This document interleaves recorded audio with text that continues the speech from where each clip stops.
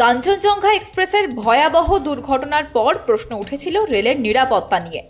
তার সঙ্গে সমস্বরে একটা প্রশ্ন তলায় তলায় ঘুরছিল, ড্রাইভারের গাফিলতি নয় তো? ড্রাইভারের গাফিলতি কেন হবে? তাহলে কি কোনো কারণে রেলের চালকদের মনঃসংযোগ নষ্ট হচ্ছে? সেখান থেকেই আসছে পরের প্রশ্ন, কেন মনঃসংযোগ নষ্ট হবে রেল চালকদের? তাহলে কি তাদের বিশ্রামে কোনো ঘাটতি দেখা যাচ্ছে? এই প্রশ্নের উত্তর খুঁজতেই নিউ দিল্লি রেল স্টেশনে পৌঁছে গিয়েছিলেন রাহুল গান্ধী। আর সেখানেই তারা মুখ খুললেন, বললেন একেবারেই তাই, বিশ্রামের সময় তারা সেভাবে পাচ্ছেন না, আর যে কারণে রেল দুর্ঘটনা ঘটার সম্ভাবনা অনেকটাই বেড়ে যাচ্ছে। নয়াদিল্লি রেল স্টেশনে রাহুল গান্ধী আচমকাই পৌঁছে যান শুক্রবার। সেখানেই রাহুলের সঙ্গে কথা বলার জন্য উপস্থিত ছিলেন প্রায় 50 জন লোকো পাইলট। শুক্রবার সকালে তিনি প্রথমে হাথরাসে যান, তারপর দুপুরে পৌঁছে যান নয়াদিল্লি রেল স্টেশনে। আর সেখানেই লোকো পাইলটদের অভিযোগ ঝরে পড়ে। তারা প্রত্যেকে তুলেছেন বিশ্রাম না পাবার মতো গুরুতর অভিযোগ। লোকো পাইলটদের মূল অভিযোগ, ট্রেন নিয়ে তারা বাড়ি থেকে অনেক দূরে যান, এটাই তাদের রুজি রোজগার, বিশ্রামের কোনো বালাই নেই। এদিকে ট্রেন ছোটাতেই হয়, ফলে শরীরের ওপর তো বটেই, মনের ওপরেও চাপ পড়ে। আরে বাবা, লোকো পাইলটরা তো যন্ত্র নয়, এই বিষয়টা অন্তত কেন্দ্রীয় সরকারের বোঝা উচিত।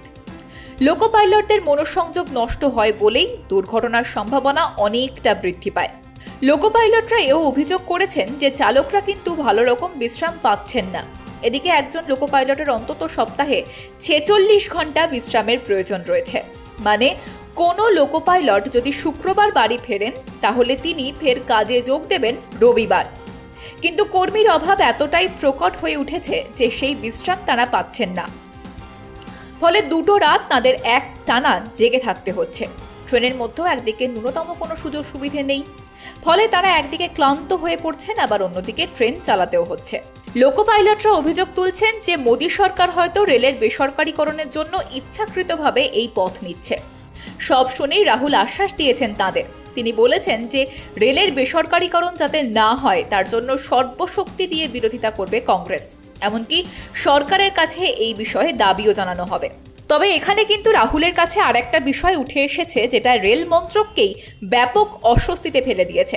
রেল চালকদের অনেকেই বলছেন যে রেল বিভাগে হাজার হাজার শূন্য পদ রয়েছে, রেল চালকদের পদ খালি, কিন্তু মোদী সরকার কোনোভাবেই নতুন করে কর্মী নিয়োগ করছেন না। আর কর্মী নিয়োগ না করার জন্য যারা রয়েছেন তাদের উপর বাড়ছে ওয়ার্ক প্রেশার। কিন্তু প্রশ্ন উঠছে, রেলের মতো গুরুত্বপূর্ণ সেক্টরে কেন কর্মী নিয়োগে এমন উদাসীনতা দেখাচ্ছে মোদী সরকার? সত্যি কি তাহলে রেলকে বেসরকারীকরণের পথেই নিয়ে যেতে চাইছে মোদী সরকার? এসব প্রশ্নের উত্তর না জানা আছে রাহুলের, আর না জানা আছে সাধারণ মানুষের। তবে হ্যাঁ, একটাই আশ্বাস, রাহুল গান্ধী নিজে বলেছেন রেল যদি বেসরকারীকরণের পথে না যায় তার বিরোধিতা করবেন। কিন্তু দিন শেষে আখেরে কি লাভের লাভ কিছু হবে? কারণ কর্মী নিয়োগ না হলে যাত্রী নিরাপত্তাই দিন শেষে প্রশ্নের মুখে পড়ে যাবে। তারপর দিন শেষে মুখ পুড়বে কার? অবশ্যই রেল মন্ত্রকের। তার মানে কি বেসরকারীকরণ করার জন্যই রেল নিয়ে মোদী সরকার কালিদাস হতে চাইছে? নিজের পায়ে নিজেই কুড়ুল মারছে না তো? প্রশ্ন অনেক, তবে উত্তর অধরা। আপনারা কি মনে করেন জানান কমেন্ট বক্সে। লাইক করুন, শেয়ার করুন, আর দেখতে থাকুন বিজনেস প্রাইম নিউজ। জীবন হোক অর্থবহ।